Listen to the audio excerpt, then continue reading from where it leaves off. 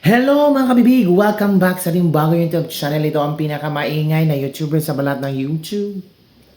Ako si Kabibig, maglebak-lebak na ta with Evans. Ako po! Vince Dizon, ano ba naman yan? Hindi napigilang ang emosyon ni Vince Dizon na kapag ganon si Vince Dizon.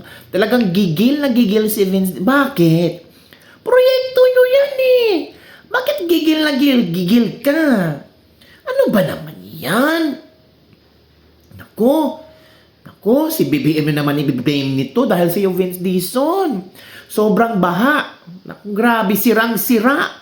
Ay naku, bilyones ba? Milyones pa ang ginasto nyo dyan? Naku, paano na yan? Naku, kabago-bago pa. Nagpahayag ng pagkadismaya si DPWH Secretary Vince Dizon matapos makikita ng mga butas at bako-bako sa bahagi ng Buendia southbound sa EDSA na kailan lamang naayos at na-rehabilitate.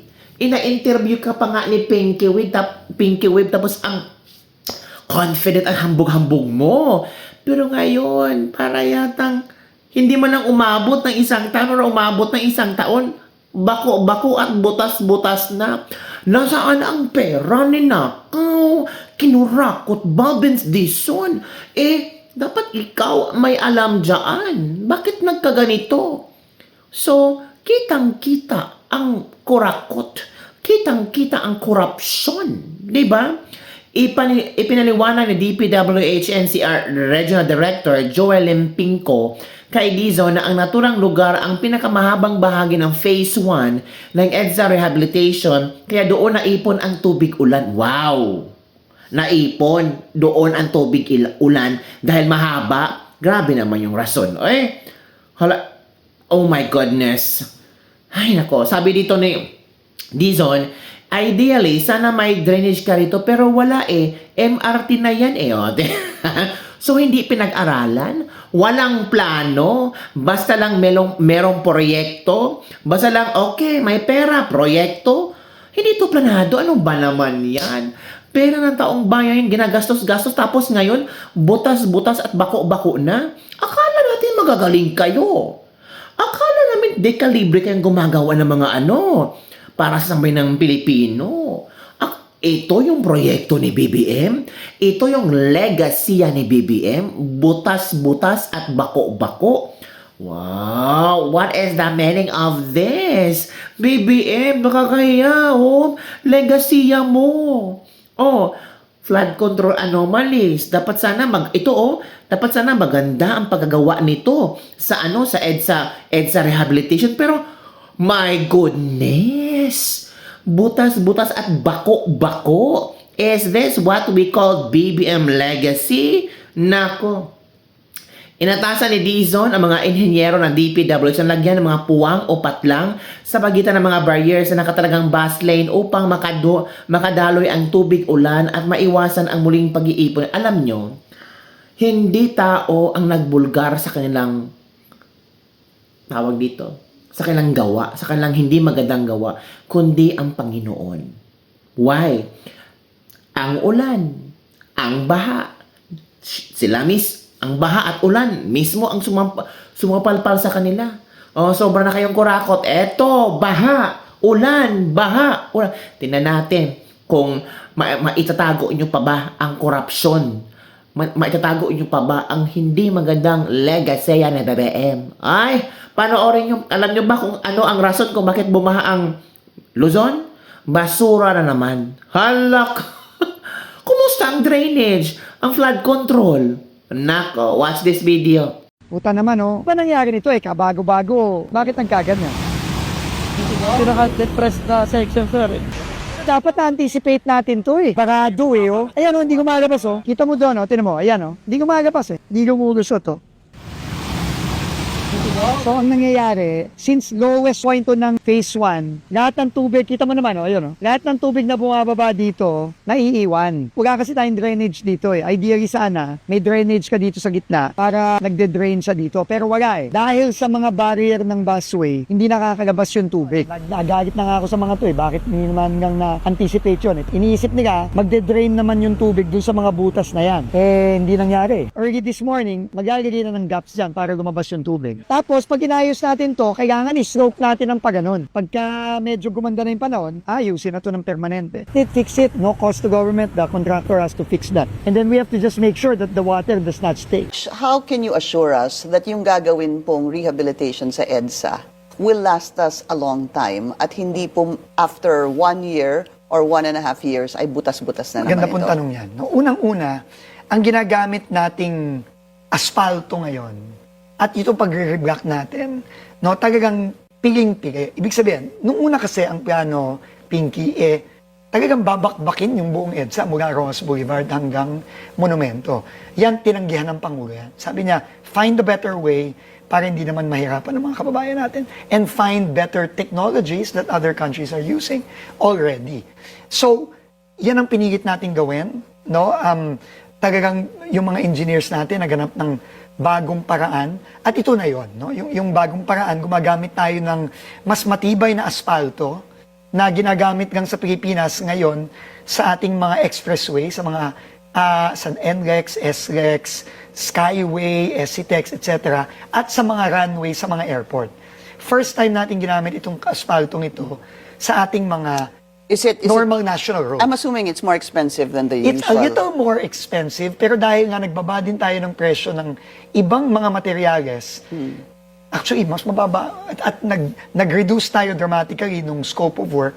Yung original na 17 billion na budget para dyan, tingin ko lampas 5 billion lang, o wala pang 6 billion Okay. ang gagastusin natin for the entire stretch of it. Northbound and southbound. Both. And Both how yan. long is that supposed to last? Ang sinasabi sa atin, minimum 5 years. Minimum.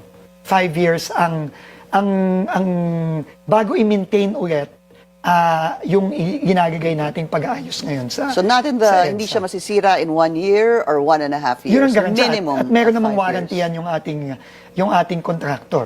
So kung meron mang konting masira dyan, aayusan din nila yan at no cost to government. So 5 years yun. All 5 right. years ang sinabi nila. Okay, the next one is Wala pang isang taon mula nang ayusin pero tad-tad agad ng lubak ang ilang bahagi ng EDSA. Ang mga bagong aspalto kasi nabakbak dahil sa ulan. Nakatutok si Oscar Oida live. Oscar. Yes, Vicky, wala masyadong pagbaha sa Metro Manila ngayong araw. Pero ang mga naging pag-ulan nito managdaang araw, nag-iwan ng ilang bakbak na kalsada sa EDSA. Matapos humupa ang mga pag-ulan sa Metro Manila ngayong linggo, ito ang bumungad sa mga motoristang dumaraan sa EDSA. Natadtad na naman ng lubak ang pangunahing lansangan ng Kamaynilaan. Sa bahagi ng EDSA Kalayaan southbound, kita ang malalalim na uka na puno pa ng tubig. Gayon din sa may busway sa may parting Estrella. Abala at posibleng peligroso sa mga motorista ang mga yan, lalo't mahigit 400,000 sasakyan ang dumaraan sa EDSA kada araw. Inabutan namin kanina ang mga taga Department of Public Works and Highways na isa-isang tinatapalan ang mga lubak. Kaya di nadaanan ng mga bus ang bahaging ito ng busway hanggang sa may parting Buendia.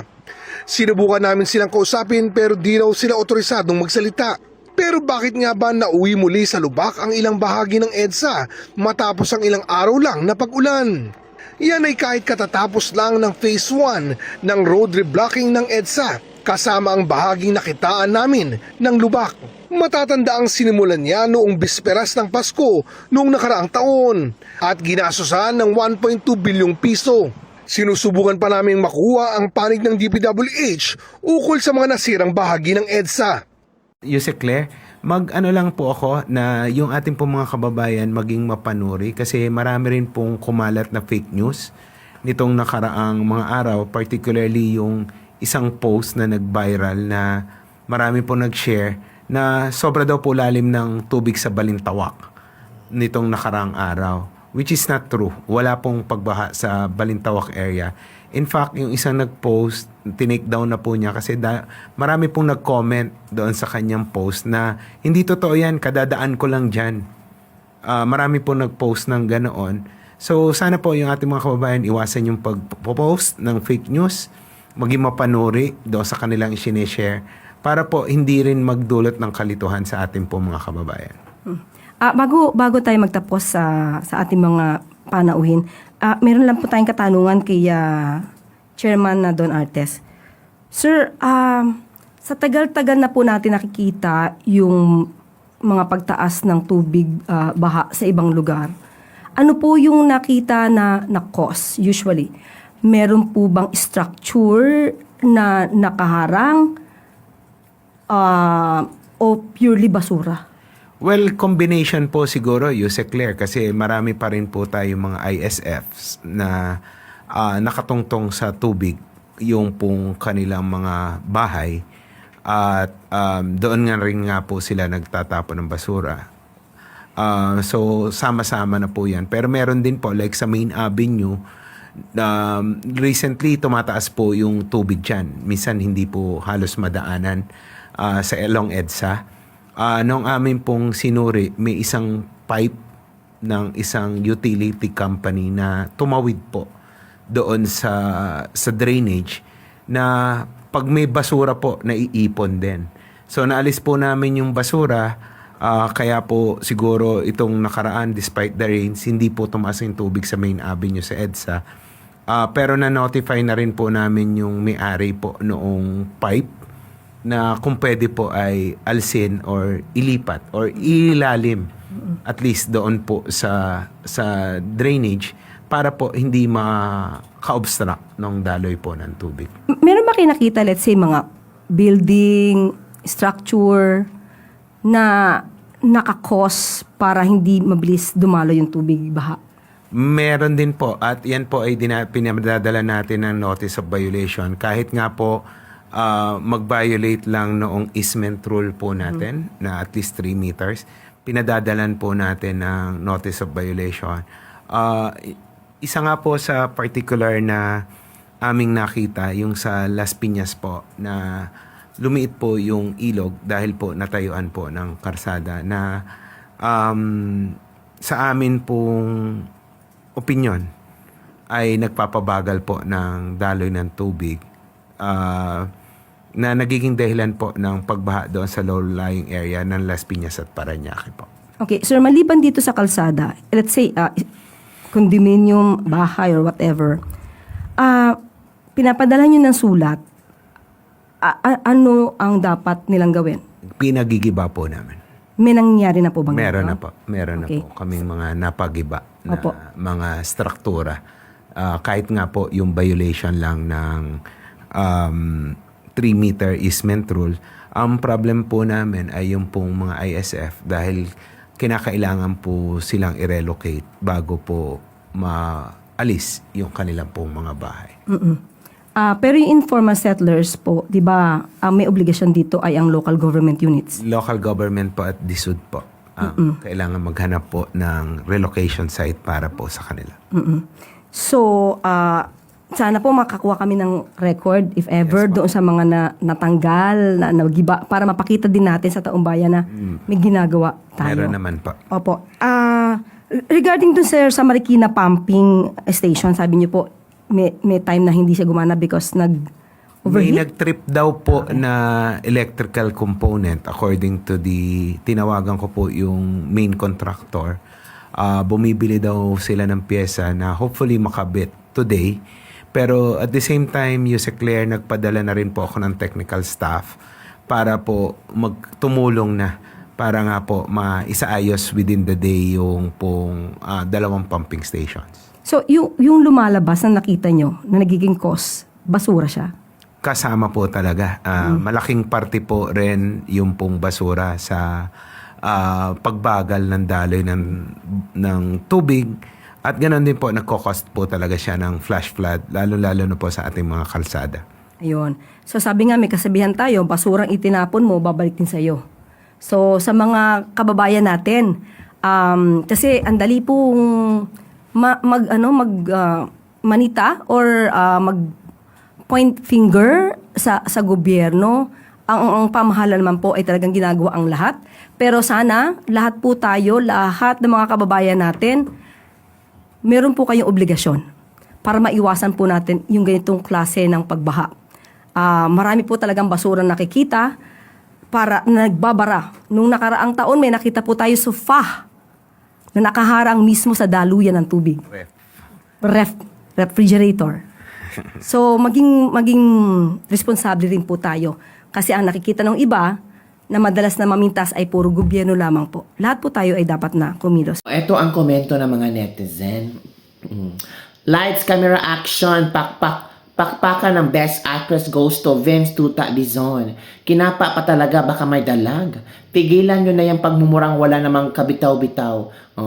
Parang Jimmy Jumora ni Dizon ang kanyang sarili.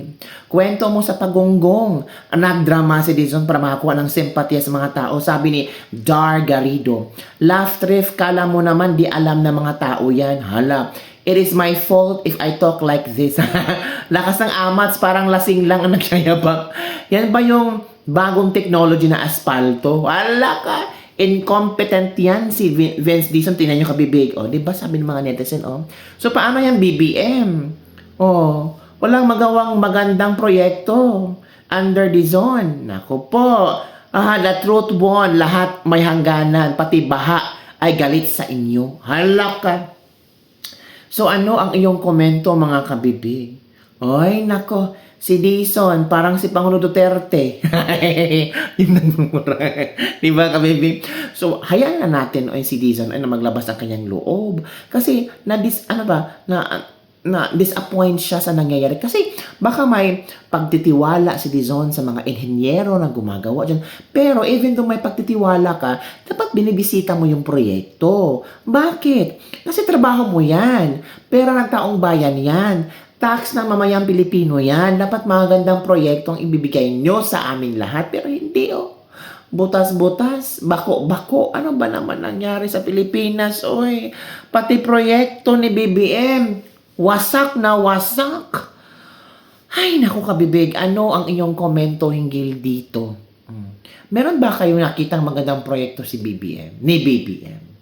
Comment down below and don't forget to like, subscribe, and share this video. Bye everyone! See you next time!